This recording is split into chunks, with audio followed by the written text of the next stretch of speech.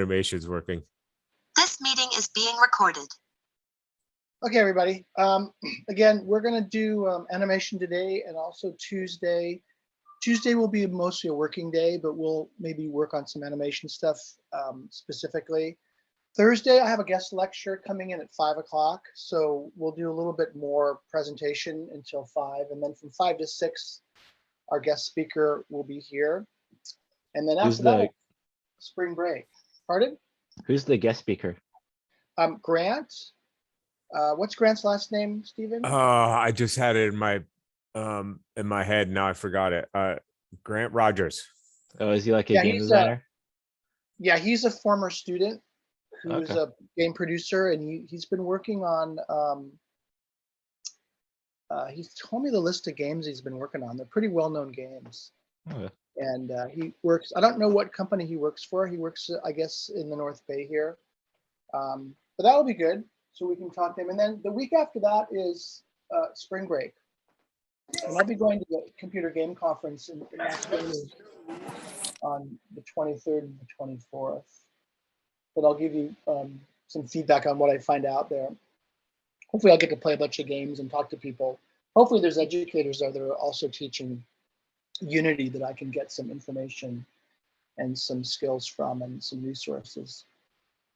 So today's lecture is going to be, most of it is going to be based on Unit 5, creating basic animations. I posted a video there. Let me show it to you.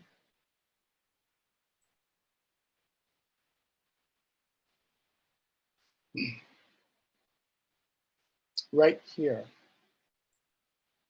So we're going to do basic animations today. Then we'll do animation animator controller next week. And then probably also using pre-existing animations. So let's start with a brand new project. So I've created just a plane, and I put a cube on it, and I colored it.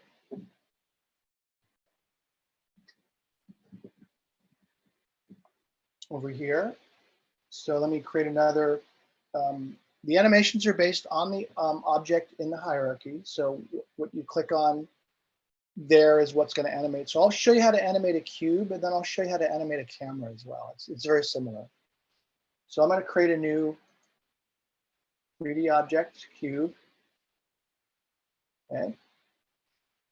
And if you want, you can create a material and add a color to it if you want. So what you do is with the cube selected, let's go to Window, Animation, Animation. Okay. Notice that there's animation and animator. So I'm going to do the animation one, and Stephen's going to do the animator. Now, once you select that option, it's going to give you a little at the bottom here. It's going to give you an animation tab. So I think you should probably, the tutorial has you do it in this orientation with the inspector to the right, the animation tab on the bottom. And then notice it says create animation clip. So you click on create, a little bit different. It's going to ask you where you want to save this animation. So every animation that you create, it actually creates a separate file, which is pretty unique. I haven't run across tools that did this before. So I'm going to do new animation 2. I've already animated the cube. So let's do another. Notice that animation is here, new animation. And then notice the extension is anim, A-N-I-M. So I'm going to go ahead and save it. Also notice he has it in his scenes folder. You could create another folder for just specifically for your animations.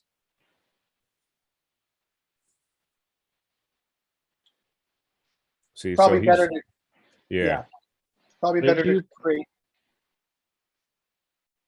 animation. Would you press to create a new animation to get the animation window, create the animation?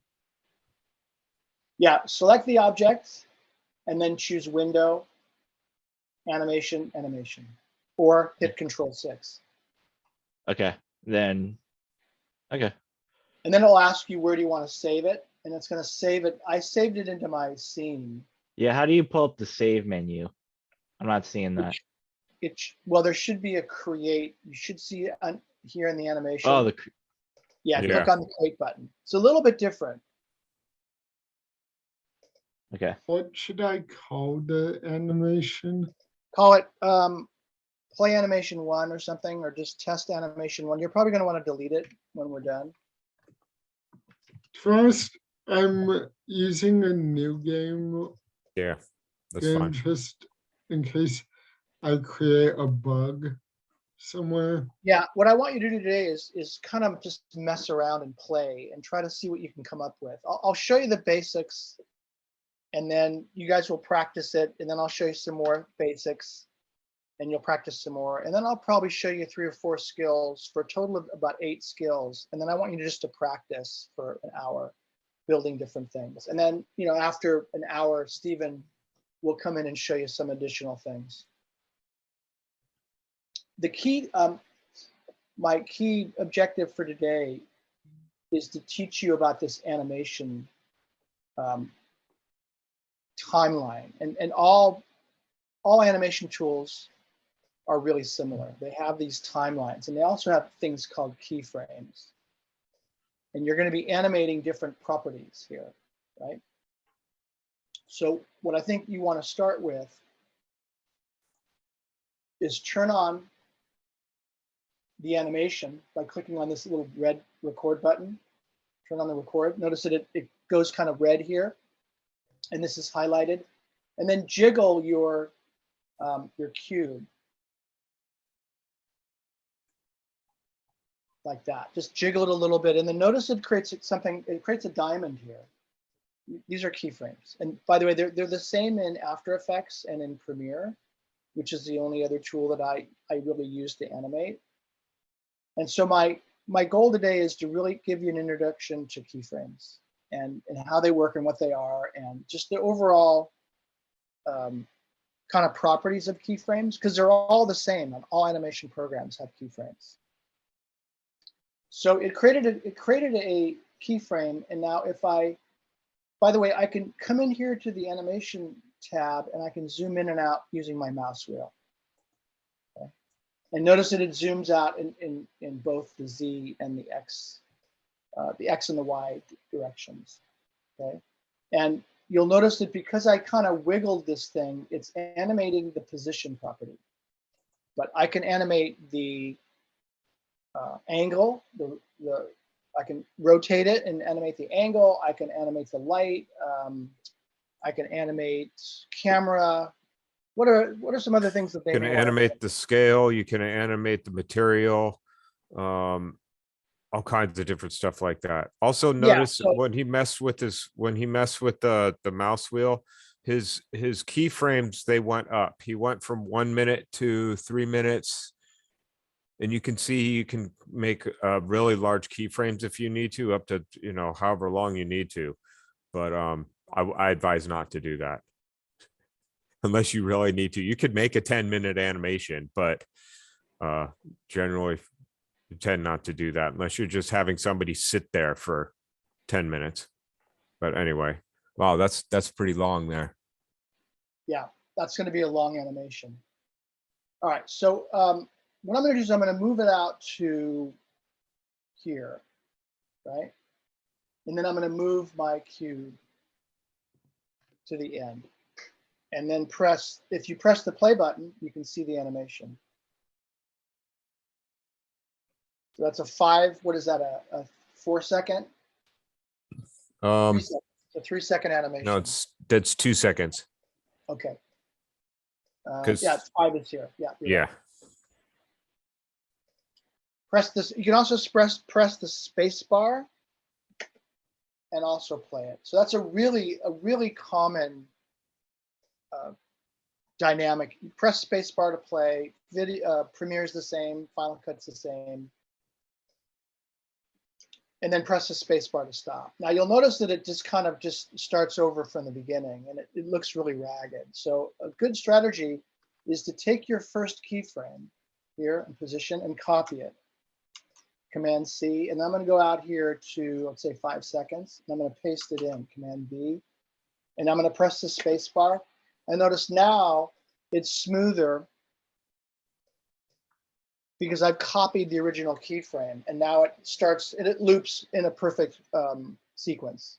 So that's a really neat trick, is to copy the original one and then paste it in, and that'll give you a nice smooth loop. So it doesn't jerk. Now, what I want to show you that, so go ahead and do that.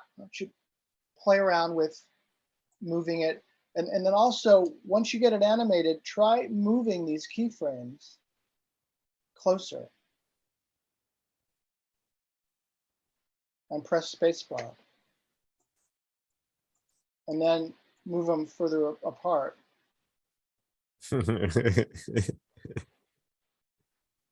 Okay. So an obvious property of these keyframes is the further apart they are, the slower the animation is. And the closer they are, the faster the animation is. That's going to be a really key concept.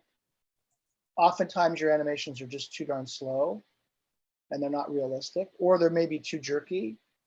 So there's other ways to make it slower or faster if you need to, but it's best to work at it in this level and try to make sure it's not so jerky. So how did you add the additional keyframes? So what I did is by the way, if you want to delete the keyframe, you just select it and press delete on your keyboard. Okay. So I got rid of all my keyframes. Notice there's no property on here, position. So with the recording button on, I jiggle this just a little bit. Oops, it actually created 2 keyframes. Because you weren't at 0. That's all. No big deal. All right, so move your playhead here, and then move the cube, and it okay. I don't have the recorder on. Right, it's off. Okay, so with your keyframe selected, and then turn the recorder on, and then move the playback head to another, down the timeline, and just move the cube, and it creates the animation for you. Wherever your final movement is at that point is where it'll play to. So in other words, he could move the cube all over the place, but it doesn't matter until he's actually got that his final place at the end, right? So in other words, his final keyframe at like 15, actually it looks like it's 16. It's going to go straight from 0 to where he placed that cube at 15. Okay, so it won't curve around or it won't do anything like that unless he puts other keyframes in to make it move to a different position. Well, I'll do that next. So now it's very jerky because it's getting to this keyframe and then it's jumping back to there. So I think pretty much universally, you're going to want to copy that keyframe and then come out here and paste it in. So now it's going to be much smoother. It's going to go back and forth more organically. Instead of just jumping back to the one spot, it goes backwards in it. And again, if that's too jerky and it's too quick, just spread your keyframes out. Okay. So create a linear animation, and then from here, create another keyframe out to here maybe, and then move this guy out here. Okay. And then play it.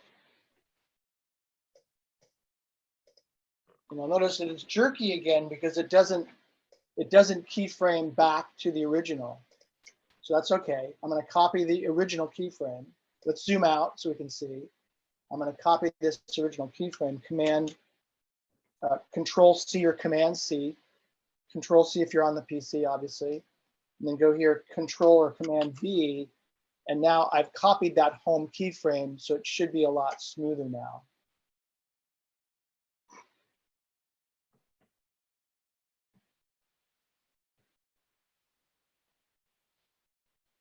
So it Yeah, I seems got- easy, but it's not. I think you just need to play with this. If you haven't played with an animation tool, I think you just gotta, I mean, I make it look easy and it is, but until you kind of play around with it. It is when This you is what- understand it. I've got an idea for an animation. I've had started it, which is sort of like looks like a die roll to some degree. Yeah, but try following along with me because there's some concepts that are really basic that you may not think about. So if you do a really simple animation, it kind of drives the concept home better. I used to teach a lot of animation before smartphones were really kind of like the new way of displaying content with multimedia. I used to teach quite a bit of animation because it was a tool that did animation and scripting and interfaces and website. It did everything, but wasn't supported on the iPhone because it had a lot of security holes in it. And Adobe owned it. And Steve Jobs said, "I don't want this thing anywhere near my iPhone," so they didn't allow the program on there, so it just died. But it's similar to this tool, but not as powerful, I think.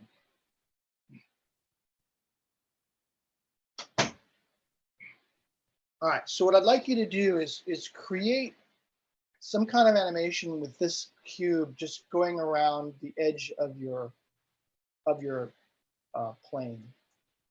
Okay, kind of smooth and move it around, and maybe also notice that if you again don't make the keyframes even in don't make the distance between the keyframes even.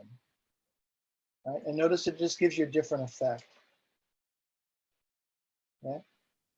Sometimes you want to have things, like the motion of maybe the sword going down is really quick, but when it hits the neck of the orc, it slows down, right? Or when you're running on sand, you're not going to run as fast as you're going to run on grass. And then when you run through the water, you're going to go really slow. So you kind of want to match the physics of reality. And because we're creating physics here, you want to just be careful in the way that you place your keyframes.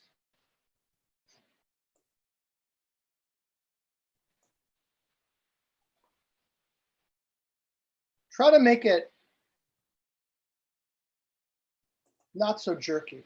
So notice that mine's a bit jerky. So zoom out if you have to. And usually the ones that are, I think the ones that are slow and steady tend to work better. I mean, it depends on what you're doing. When you need to do really, really quick animations, sometimes it's best not to actually have that much detail. And our brains will kind of fill in the detail. Like you don't have to actually have the sword go all the way through the apple.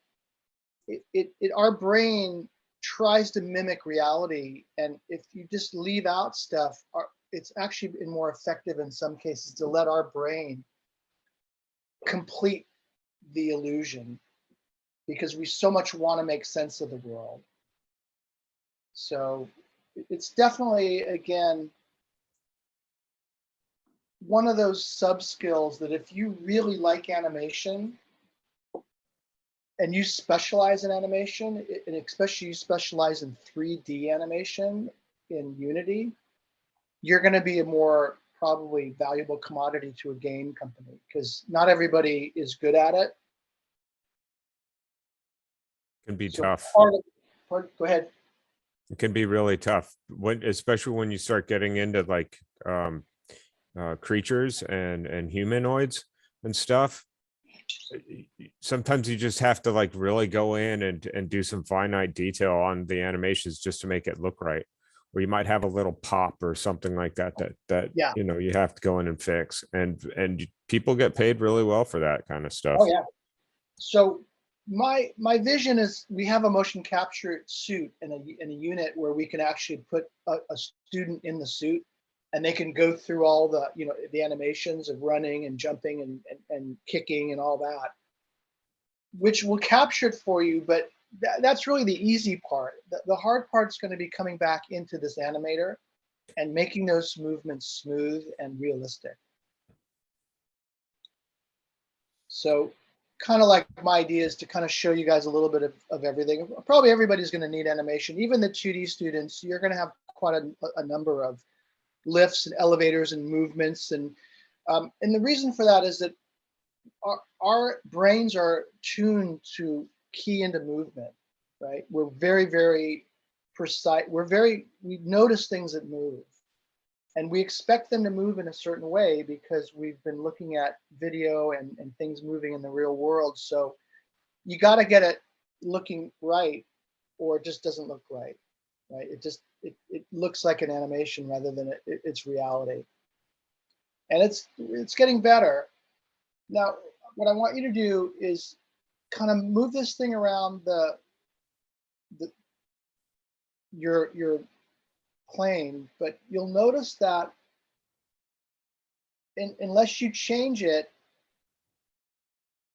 you'll notice that it kind of speeds up and slows down. It's not consistent. You see how it starts slow and then it ends slow? See that? Right? So those are called eases. You can ease in and you can ease out. That's what they're called in other animation programs. Steven, are they called something different in Unity? I don't remember that. So I believe they're probably called the same thing. I'd be shocked if they called it something else. Yeah, they're called easing in Unity. If you go from the dope sheet, Yeah, look to at the the- dope sheet. yeah, you'll see the eases. So on the bottom, there's curves and dope sheet. Okay. And notice there's some nodes on there. See that? And you can adjust them. And there's also curves that you can add to these. So basically what the easing in and easing out is that in the real world, imagine that you're pushing your friend on a sled in the snow, and it's really sticky snow. It's not like, it's like really, wet concrete like snow, and it's really hard, and the guy is heavy. And there's 2 or 3 of you and you're pushing him. You know that because of various factors, it's hard to get the sled moving. But once you get it moving, then it's a lot easier. Like at first you might need 5 guys to kind of get your car stalled, and you want to get your car moving. I remember my friend had this old clunker when I was in college that barely worked, and to get it to start, you'd have to, has anybody ever had a stick car where you had to push it and then you had to kind of turn the ignition and it would start that Pop it. way? So, yeah, you had to kind of pop it. Unfortunately, yes. Typically, you have to get a lot more energy into that sled or that car at the beginning to get it up to speed. And then once it was going, it's a lot easier to kind of keep it going at that velocity. In the same way, if you've ever run out of gas in your car, right? What happens? It just slowly goes to a stop, right? So that's the momentum of the car, keeping the car moving, but the friction of the tires, eventually the friction there stops the energy and it stops the car. So easing in is when you push the sled and it goes faster and faster and faster, but it's hard at first, but then eventually it's easier. So easing in is where it starts slow and then it gets to top speed. Easing out is where you stop putting energy into it and it slows down and eventually it stops. So I'm not going to get into too much detail here, but what these dope sheets do is that they control the velocity and the acceleration of the object. Some animations, you don't want them to change. You don't want an ease in and you don't want an ease out. You want it just to be consistent, fluid, not slowing down, not speeding up. Other Yep. times, like, if you've got a car, it's not going to go from 0 to 60 immediately. It's going to take 2 or 3 seconds, or maybe even longer. And you want it to ease into that acceleration. So you're going to play around with these curves here. Did you guys want to add anything on this? The thing that Jeff used to talk about, which was perfect for the idea, was a ball and how a ball bounces.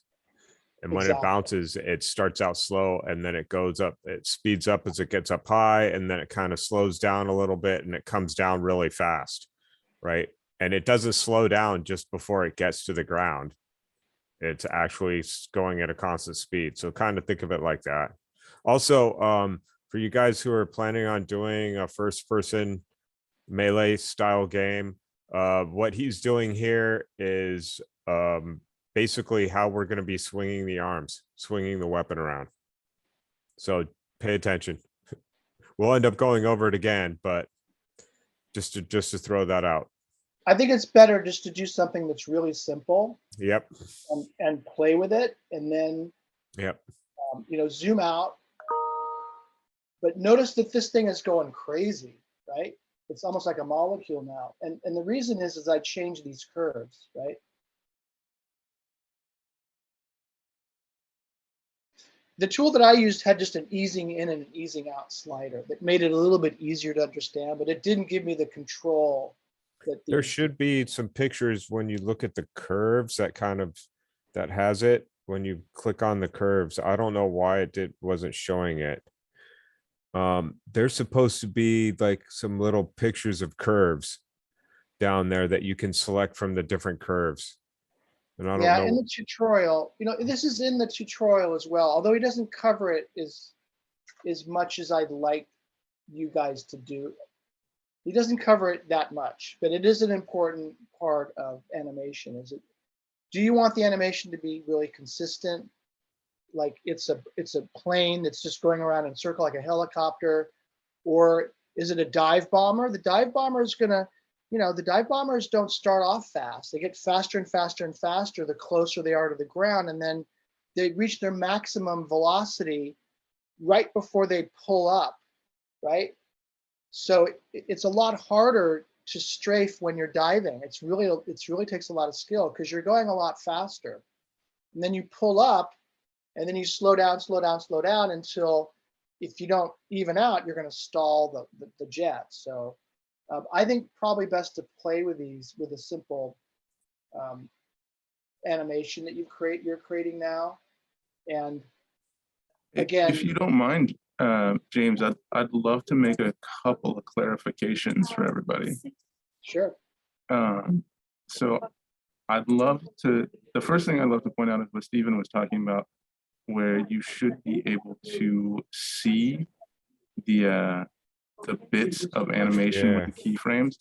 And it's usually either here or this arrow over here. I would try the arrow first. So if these were sprites, you would see the different sprites, but this is, since we're getting the position, what you can see is the particular X, Y, and Z values. So if you had an animation in world space that you were like, oh, I want to make sure that this cube moves to here and then moves to here, you could get really detailed Yeah, with that, put your numbers in. right? Yeah. And then Put secondly, numbers in here. So there's 2 ways to do this. You can move it, or you can put numbers in. And I have a feeling that as you get more experienced, the numbers are better and easier and more accurate and more consistent. right. And then if you go back to the curves, there are a couple of really cool things here. So with each keyframe node, it's a Bezier. So you have these little handles. Yeah. Those are actually your ease in and ease out points.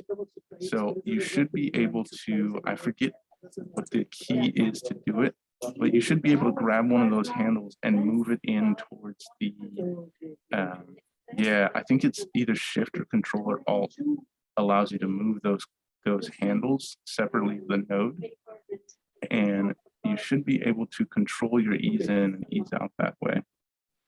Uh, but I haven't played with this in so long that I can't remember what the controls are here, or consequently, you should actually also be able to right click on a node, and that should bring up some controls. There you go. So you have clamp, auto, free, smooth, flat, broken, right? So yeah, there you go. And then just for looking at curves, because curves are actually so much more detailed than the dope sheet, the slope of this curve actually determines speed between two keyframes, right? So it's what's happening here is it's slowing down, speeding up, and slowing down. Yep. So basically, I mean, what you would have figured out if you did this, I think the best way is just to play with it, but to save you some time, what you'll quickly determine is if you want things to be steady in their velocity, then use straight lines. Right. So, I have a question. Why are there 3 of the lines? Oh, it's Notice over because, here, the distance, position X, position Oh, Y. Position Z. Okay, exactly. So, for example, if you're doing a space game, you'll probably do a Star Wars space game, which is just bogus in terms of the physics. They make it more exciting, but in outer space, there's no friction. So when you apply a force to an object, it keeps going and it doesn't stop forever, right? There's no oxygen in space, so there's no explosions. There's also no air in space, so there's no sounds of explosions. So there's all these kinds of things that you can add to your game to make it, more realistic or less realistic. And actually, sometimes if you do it realistically, it makes it more suspenseful. Yeah. For example, if you're in outer space and you lose your tether and you're going 5 miles per hour, you're going to go 5 miles per hour forever. And you're going to just be lost in space, literally, right? That's why they have those packs that shoot the air that puts you. So all that, is gravity. So there's a gravity engine in Unity that's really pretty good. So when you're doing a space game, you don't have gravity, or your gravity is very weak, right? So play around with these, but he's right. The steeper this curve is, the faster it's going. Actually, it's actually the rate of change of velocity. It's changing, it's accelerating here, and it's going at a steady velocity here, and it's decelerating there, right? But play around with them, and I think that's really the best way to kind of get an appreciation of how much control you really have in your animation. And notice that I'm not paying attention to where they're going, so it's going off my screen here. So And notice it's only his position that he's messed with. He could also be messing with his rotation and his scale and stuff like that yeah, at I the could same be time. scrolling it and shrinking it. Okay. Play around with that for a while. There's a couple things that in the video he points out are really confusing for beginners, and I kind of want to go over that. I'm going to delete this mess here, and I'm going to go back to this one. Okay. And notice that these lines are all straight, and watch this animation.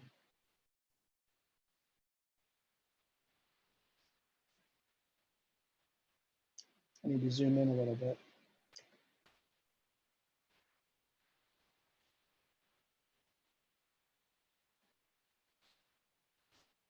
And let's play it. It's a little bit fast. Let me slow that down a little bit. You know what? You know what else you can do? Yeah. Instead of slowing it down there, go into your animator. I was going to do that later, but yeah, we could. Yeah, do you want to do that now? I just advise after you've already made your animation, if you need to slow it down or speed it up, I would do it in the animator.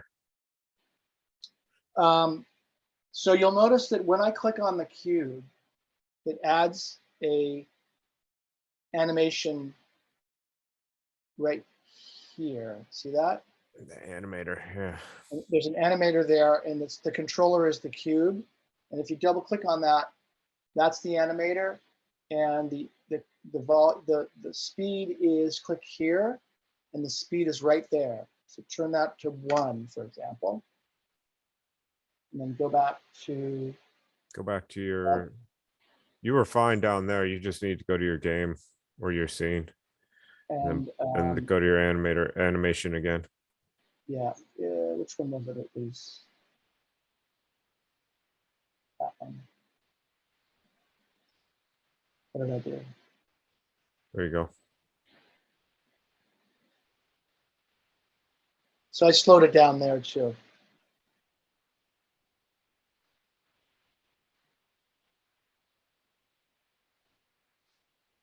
So That's with all the lines flat.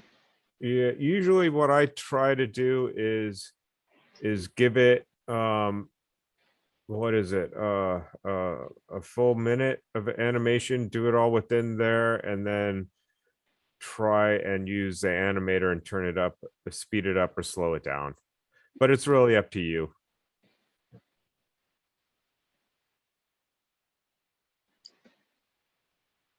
I tend to work with the keyframes, right? Hmm. And then get that working. And then if I need to slow the whole thing up or down, I use the animator over Yeah. there. Right, exactly. And that works with regular animations too. You might find down the line that you have a humanoid that's swinging a sword, but he's swinging it too fast or something. You can turn the speed of the animation down, and then when it plays, it'll just go slower. So that animator, notice this is animation and this is animator. Okay. Well, Stephen's going to give you a more advanced lesson on this one, but essentially it's just when you want to string together different animations, right? So this one, notice that when you start the game, it just goes to the new animation. But for example, you don't want the animation to play until the monster's dead, right? And the monster's dead when he gets 100 death, health, when his health goes to 0, right? So when the health goes to 0, you'll have a little animation here of a death animation, right? And you'll have another animation of a running animation when he's chasing you. But he doesn't chase you until he sees you, which means he has to be in the line of sight. And while he's, while you're hiding, he's grazing or something. So there'll be a series of animations here that are linked to each other. But let's go over that later, because I think this is a bit confusing. Yeah. This is a relatively unique animation tool that I haven't seen in other animation tools. This sequencer here. It's very visual, which I think is good, but it's also confusing. So like the animations that you had made for that other cube, you could drop that into this animator here. And it would, you could like you have new animation, then you had new animation 1, or it was new animation 2. You could literally drop that animation in there. That's the first one, right? That you already have in there, and then you can have the animation 2 in there. So you can click on that new animation 0. Well, you could keep it in there, but what you could do is you could go from the orange one and make a transition to the new animation 2. And then you could so go to the yellow one and right click on it. The orange one? Yeah, that's what I meant. And go make a transition and bring it over to that and click it there. And then you could click on that and do a new transition, and you could do it down to the lower one. And then you could do it again on that lower one and make a transition up to that other one. And when you actually play it now, the scene, the game, or play the game, the first animation will play, then it'll go to the second animation, then it'll go to that first animation again, and then it'll go to the first animation again. So it'll just go through a loop.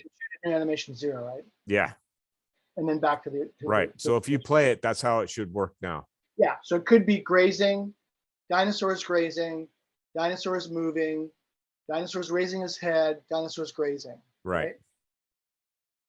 This is where a lot of you are going to want to make your gameplay. This is the key here: is that you want that dinosaur to be writhing in a painful death throes when you shoot him, right? Or you just might want to have him stand there and like not really doing anything except for grazing, looking up and staring at you and then going back to grazing, and you can't kill it. You just have it go through that animation setup and lock him into place. So that's all he's doing. Like Disneyland or something, right? What's the fun of that? But that's how you could do it like that, right? You just want to have some deer up on the damn hill that somebody sees and you don't kill it or anything, but you want to have a deer up there. Yeah, exactly. You want it there. You want it running away, even better. You want it running away when you get within, when you get within like 100 meters, it raises its head, and then if you keep moving towards it, it runs away. If you don't keep moving for it, it just keeps its head up looking at you. And then maybe after 30 seconds, it lowers its head down and grazes. It's called a state machine or a finite state machine. And so you're able to go in with script and tell a creature or an AI what it's supposed to do. If it's just supposed to stand there and graze, or if it's supposed to stand there, graze, then when you get close to it, it sees you and it freaks out and it runs away a certain amount of, meters away, stuff like that. So it all works with scripting. It's like it crashed on me.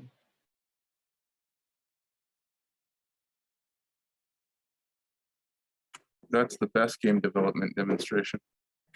When it crashes. Yeah. Yep. And it always happens too, right? Yep. Right at the perfect time. Let me show you this crash. Yeah, it's I'm having a lot of issues with the other class because in the Mac Lab, they didn't install 2020, they installed 2021, and just getting all these errors that you guys aren't getting. Plus it's Mac, so. And it's Mac too, yeah. So let's do animation. Just keep messing around with the keyframes and the curves there. And let me show you a couple other things here. And you'll break it. It happens. It's not a problem.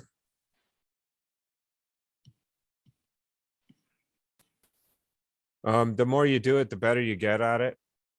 The thing I got really good with doing it was doors. Another thing that really helps is if you can find like a third-person character controller tutorial and just do it to do it, you'll learn a lot about animations because of how those are set up. Yeah, what I recommend that you do is do a little bit of everything, and then maybe focus on something that you like, that it really tickles your fancy, that you just find more. Maybe you're better at it, or maybe you're just maybe your game requires it, and then just dive down a little bit, because there's just too much to learn everything. But I would try to go deeper into one area. Right? Like if you're really into terrains like me and Steven, just dive into that. If you're into animation, dive into this part of it. If you're really into particle effects, which is kind of related to animation, but I think a little easier, smoke, fire, mist, fog, dive into that. I'm really into the audio. So I tend to hit the audio really good because I'm a musician. I love music. I just listen to music all day long. And I think audio is a critical part of the game. And I think that if you do the audio really well, you don't need maybe as much animation, right? Like if you have a nice big crunch sound, you don't really maybe need the animation of the dinosaur, squishing the knight's head. You just have a nice sound that kind of we fill in the gaps. Oh, hey, James, how did you pull Yeah. up the animator menu? Go to window. Okay. Hang on one second. You go to window and there down towards the bottom, it says animation and you can bring it, there's off to the side, it says animation and animator. And the Oh, one okay, he's yeah. looking at is animation and the one that has a spider webby thing is the animator. Okay.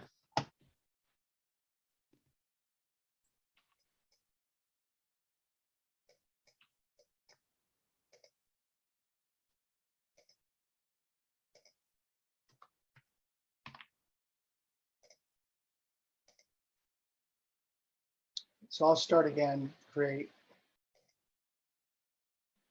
a plane.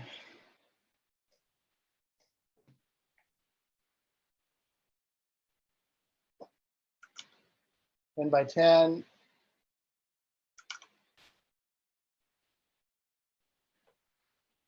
The material, color this.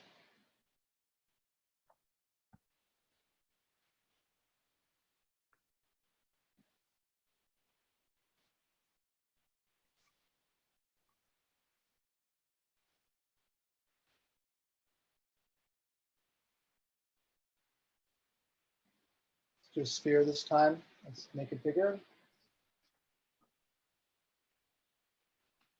All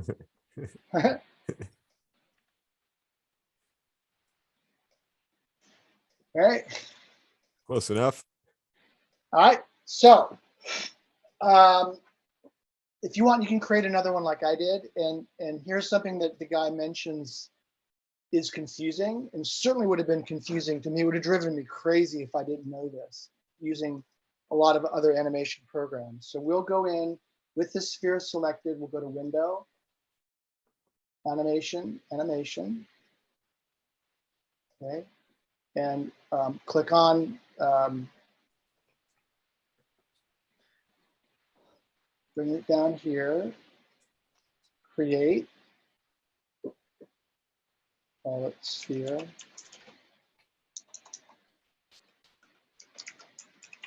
Animation, I'll save. Jiggle this a little bit. Oh, turn on the recorder, jiggle it a little bit. Okay, there's my keyframe. Let's bounce the ball, right? So we'll actually, I screwed that up. Let's undo that. Move this first, then move it up here. Copy this. Paste it over here. Play it. Okay. Everything cool, right? Now, what happens if I decide, you know what, I don't want my ball in the middle. I want it on the edge Gotta out go here. back to the middle. And if I play it, what? What's going on? Yeah.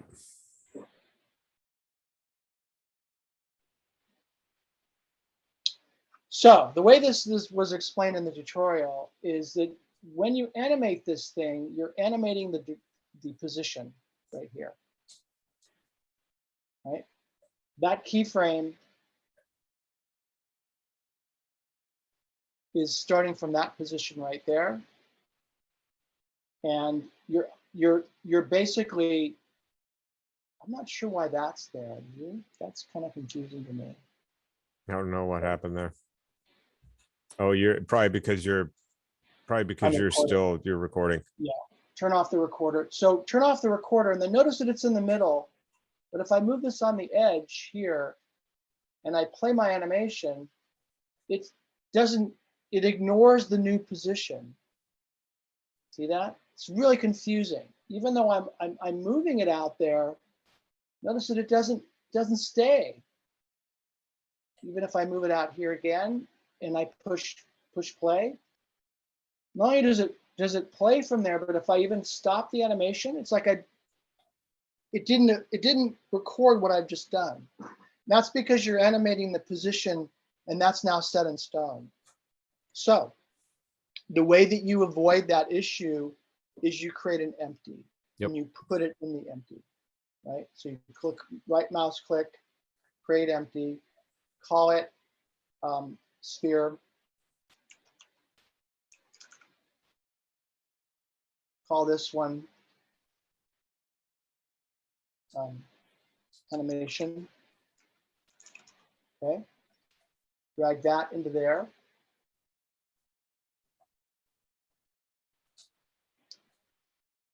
Now, the other thing that he suggested is taking this sphere and where you're going to move it.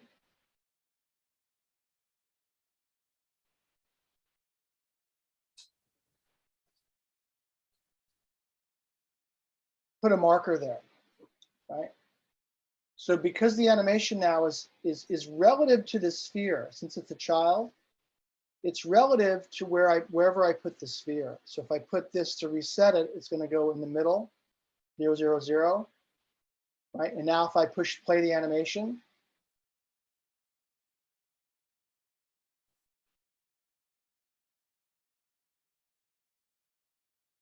okay. So if I want to move that, what I should do now is, I'm not quite sure why that did that. I'm confused. If you They- place the animator on the sphere game object, that should fix it. Yeah. I see what you're saying. What's going on is that it's playing according to where the sphere is. That's right. So if I move the sphere, so notice the animation now is bouncing on the edge. If I wanted to bounce in the middle, I move the sphere to there. And now it should bounce in the middle, right?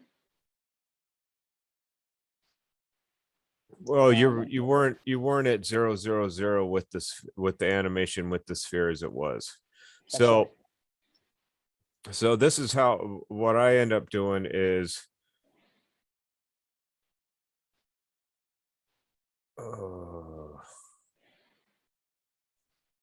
Yeah, I- it's playing at a position relative to what the sphere's position is. Right. The Yeah, you anim, mentioned, the ahead. animation is working according to world, to the world pivot, right?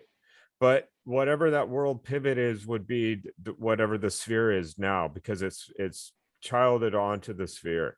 So wherever you move the sphere, the animation should play according to where its position was on this, according to the sphere.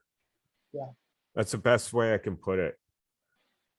So this is why I like to make my stuff at like zeros, at 0, 0, 0 yeah, a lot of the times. And I mean, you can like attach the sphere onto an empty and then move it and create the animations wherever you want, and then you would move that empty around. That's how it's supposed to work. yeah, And move this one around. Yeah, Right. you always want to move this around. So my mistake was not setting this animation to the middle of the Of the sphere. sphere. So you could set it to 0, 0, 0 for the position right now.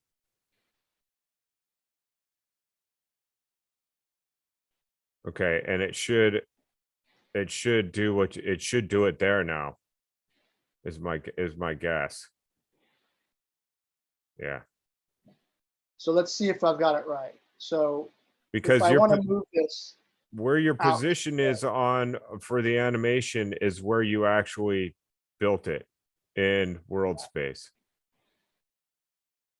so if I take my sphere and I move it over here,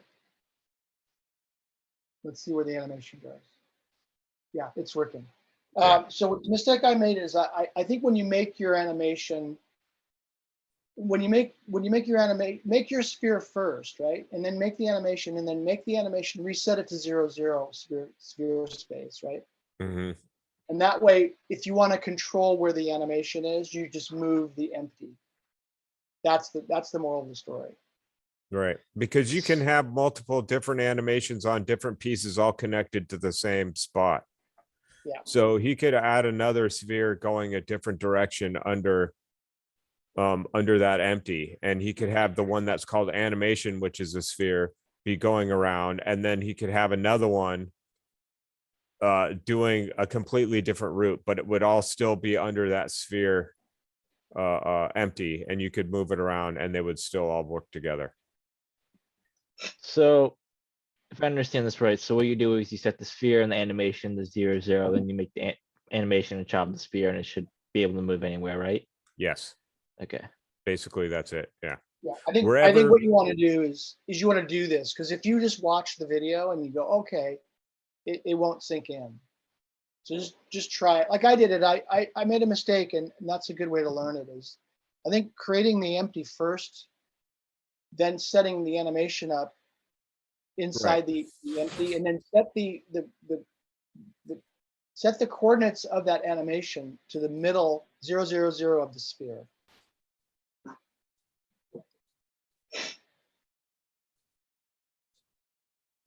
And I've done some weird stuff like this too, where I've screwed everything up, and it happens. So you might have to do it a couple times to kind of get it to work the way you want it to work.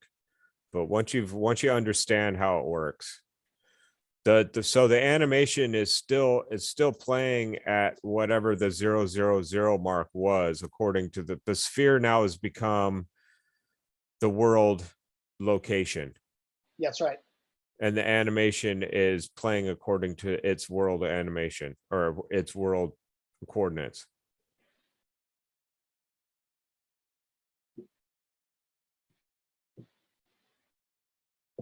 And the other advantage of putting it in empty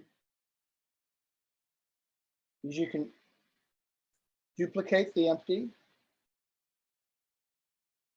Yeah. and it creates another ball. And now let's label, and notice now if I play it, What you need to do is actually probably play the game. Though I don't know where your camera is, so there you so go. notice now I have two balls there. Yeah, and they're doing the same animation, but they're just in different spots.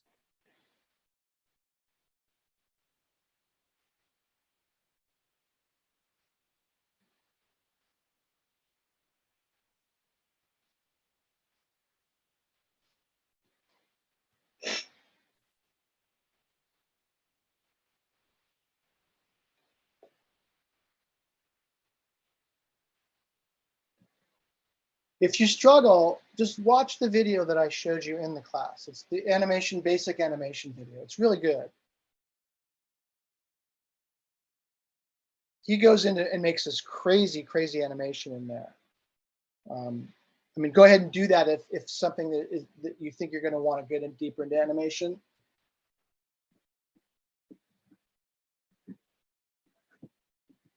Now, what he did, notice that you've got all these empties with an animation in it. You can start playing around with taking this empty and Mhm. putting it in that animation, right?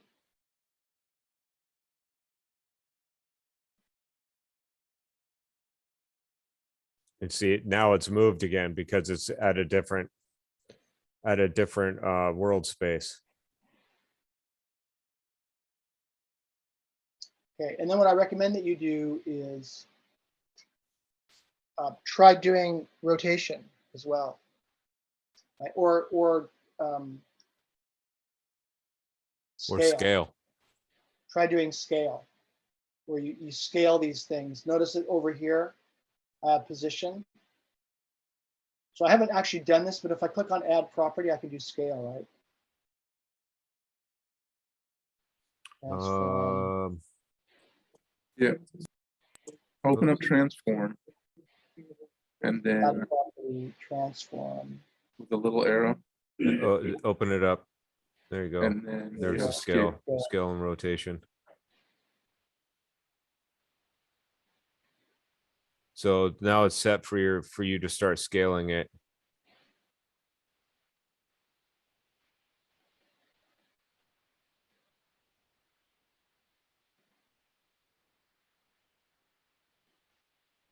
Oops. There you go. And you're not recording. Oh Oh, you yeah. know what? You know, Oops. common mistakes that you'll make too. Yep.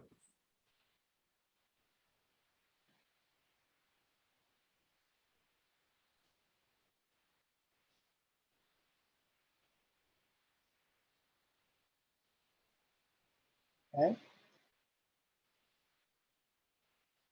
It's jerky because I didn't copy the original keyframe.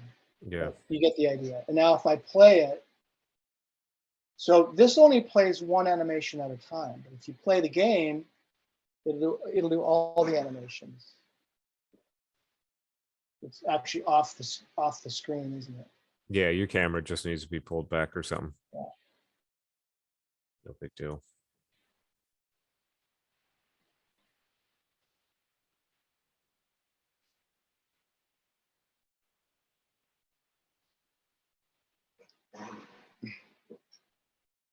Yeah, it doesn't look good because I didn't do those. I didn't do the keyframing. So I mean, these are okay, but this one here, I didn't do the keyframing right. So I think that really the key is the keyframing has to be done correctly, or it just doesn't look good. I've found. So the problem Hey, was this James? animation. I didn't really. I need to copy this keyframe back. Yeah, go ahead. Could you think you could show us how to change its size again?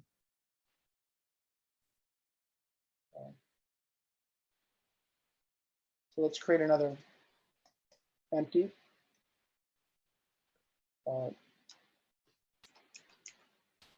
Size animation. Oops.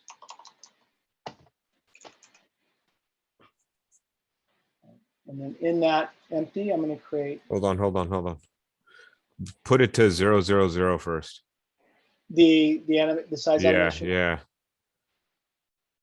That way it's at 000. right here. Yeah. And then I can move it where I want it. Yeah. And now if I create another object, it should be 000, right? Yeah. Yeah, it's a 000. Okay.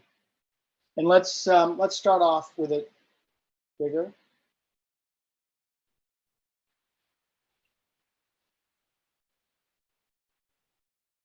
Okay. And now let's turn on, create an animation here. I'll change size.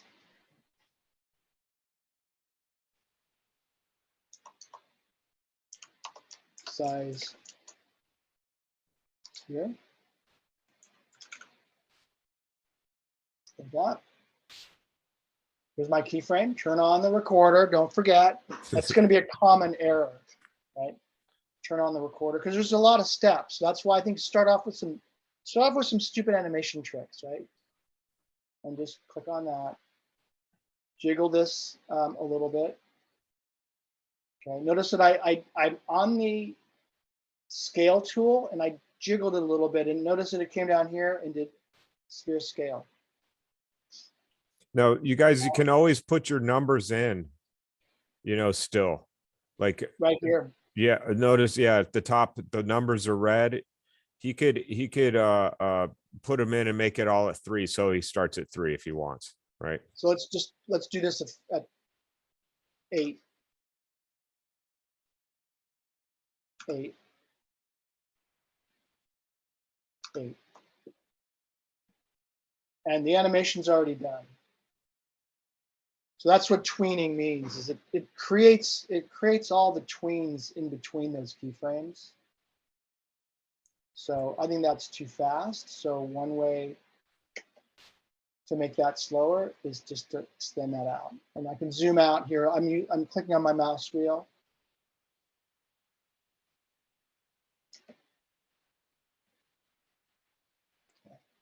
And again, it's rough because I didn't copy that keyframe. Copy, and let's paste it out here. And that's going to give me a much smoother animation. And if I go to my curves, notice that it's not a straight line. So it's changing the rate at which it's growing and shrinking. It's starting off slow and it's speeding up and then slowing down and then speeding up again. So if you don't want that, just make this line straight. If you want it to be more exaggerated, then change the curves, but play around with that. I think it's pretty abstract. It's best that you play with it. So there's a pulsing animation. Now, the problem that I had before was I wanted to move this. So when you move it with the empty.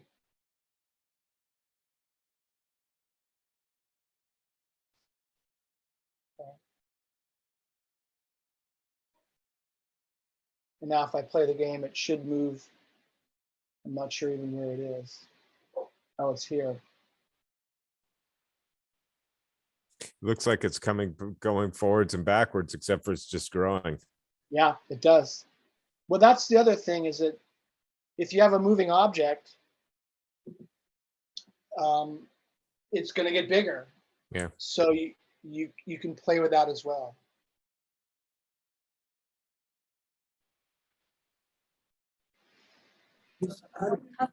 James, Yeah.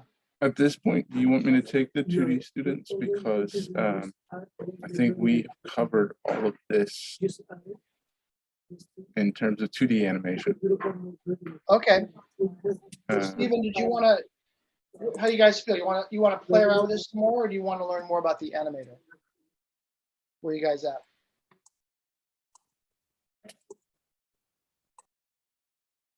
Are you talking to me or to Stephen? I'm talking to all of you. If you want to, if you're feeling comfortable with this and don't need to play with it more, then we can move into the animator. Could we If play you'd like with it to a little play with more? this more, Yeah, I would like to play with a little more. Let him play Okay. with it for a little while and then, I think we'll that- go over yeah, it. I think you're right. So I'm getting some pretty wild things. Yeah, I'm sure you are. Because it's Yeah, such it a gets wild. complex. Yep. Yeah, so go ahead and these guys are just going to play around with this tool. So if you want to move them into the, I set up a breakout room. The root, if you want to move them in there, that's fine. It had said it had to be assigned. Okay, I'll sign it. Okay.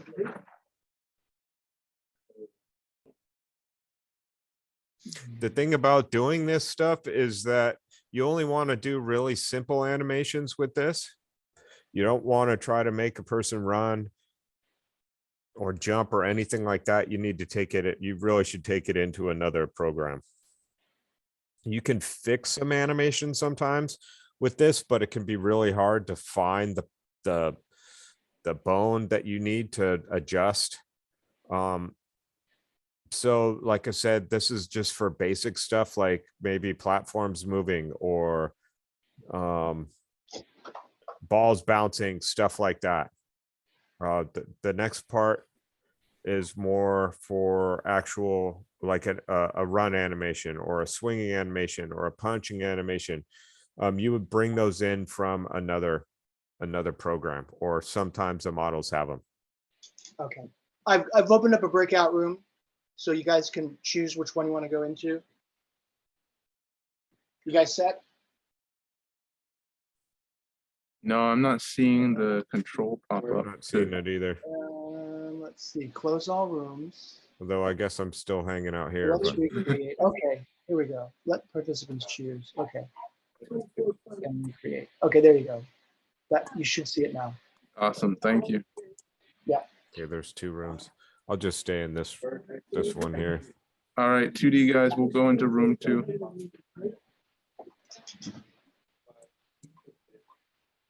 And let you guys keep messing with this stuff for a little bit longer, and then I'll show you some stuff. Get used to this animation, this window for you guys doing the 3D shooter or 3D melee stuff, because this is where you're going to be making your swing animation. It's not hard, but you know, you'll want to tinker with it and make it look better and stuff like that. Do those assets like the African animals and the monsters that have those really amazing animations, do those include animation files for each character? Yeah. And then you just go in and tweak them, or how much tweaking do you usually have to do? You don't have to do too much tweaking to it. Generally they're pretty much set up. So you just have to put them into a controller setup and they'll mix between it. Sometimes you might have to go in and fix a jitter or clip an animation because it's too long or something like that. But I haven't really had to do that. There are tools to do that. Or you can take it into another program and mess with it. But I haven't really had to do that too much yet. It goes African animals, that should be great. Like you probably have like, Oh, so they're you know, amazing. I an have that one idle, too. run, a walk, an attack, a die, stuff like that. Yeah, they're amazing. They look amazing. Yeah, I need to look at those. So you don't have to do much animation, much editing to those then. No, generally, no, you don't. You put them into the animator and set them up, and usually if the animations are set up for a specific model, generally you don't have to mess with it too much. If you're doing humanoids, sometimes you have to mess with it a little bit to make it look right, depending upon the animations, like who's done them and stuff. Because maybe there's a little clip where, like at the beginning, he brings his sword up in a weird way or something like that, and you need to get rid of that or something like that. You can do that. Take little pieces out, but generally I haven't had to do that too much. Stephen, on the dope sheet Yeah. with the little dots, the first at 0, it has 5 dots. And then after that, it only has 3 dots. You know why there's 5 in the first one? At 0? Let's see. On the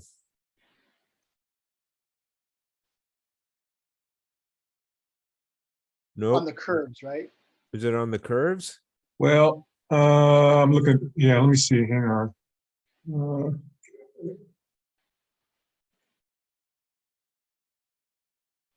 No, the curves only have 3. Okay, but it's on the dope sheet, huh? Just curious, it's not affecting anything, I'm just curious why there's 5 of them. If I click on the top one, Well, 3 is for X, Y, and Z on the scale. yeah, that's the Right. bottom 3, but then the 2 above that look like, well, I'm not sure what.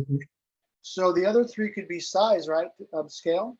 If you've messed with that stuff, If I did, I didn't mean to. Scale. yeah. See, sometimes they shouldn't be there unless he's done something, and it's possible that it did something and it just put something there, and it's not going to mess with anything. But Okay.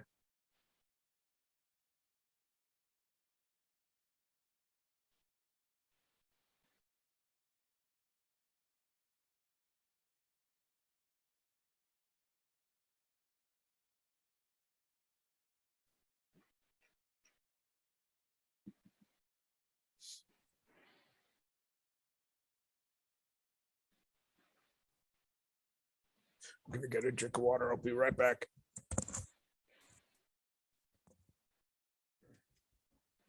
If I might be getting an error with this, What's that, Chris? if I might be getting an error with this, I think I may miss this part. An error? Yeah. I'm running in game and I think it looks like there's an error to this thing, and there might be ways to check this sort of stuff. Are you doing it with an empty, a brand new project? No, You might want to do it with an NP project so you don't wreck anything.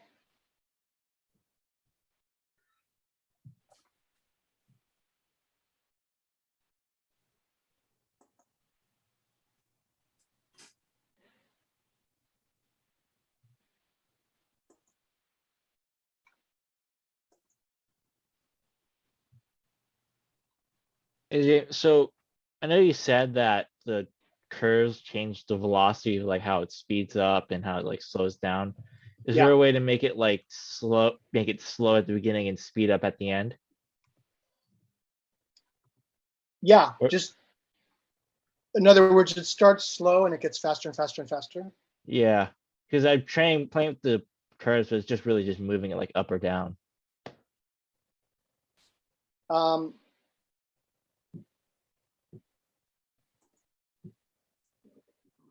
let's see.